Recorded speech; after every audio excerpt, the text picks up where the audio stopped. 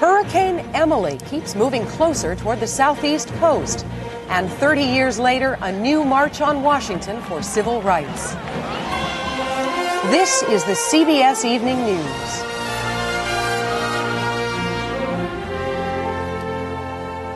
Edie Magnus reporting, sitting in tonight for Bob Schieffer. Good evening, everyone. It now appears there's little chance that Hurricane Emily won't hit land. While it's too early to project her exact course, there's a heads-up along the East Coast from northern Florida to the Carolinas. The National Hurricane Center is expected to post formal hurricane watches tomorrow.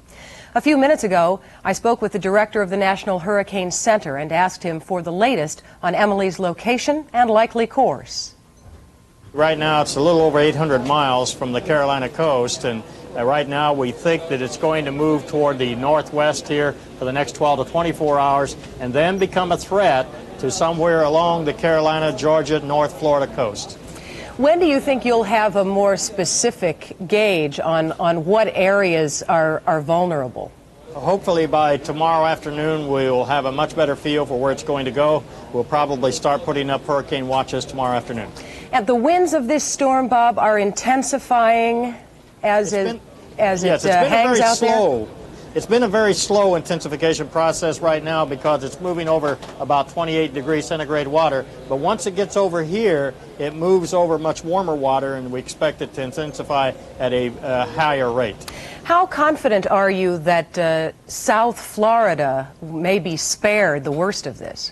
We think we're fairly confident of that. We think it's only a remote chance that we come back down in this area. So that would be highly unlikely. Of course, we're not all that confident that it's going to strike here.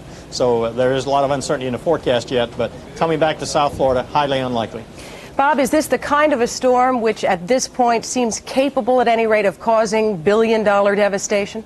No question about it. We've built up and down our coast today, and almost where any major hurricane strikes, it's going to be a multi-billion-dollar hurricane. All right, Bob Sheets at the National Hurricane Center. We'll be checking in with you throughout the weekend, I'm sure, to monitor the progress of this storm. Thanks so much for joining us. You're welcome. The folks living all along the southeast aren't waiting for Emily to make up her mind about which way to go. Diana Gonzalez has that story from Miami.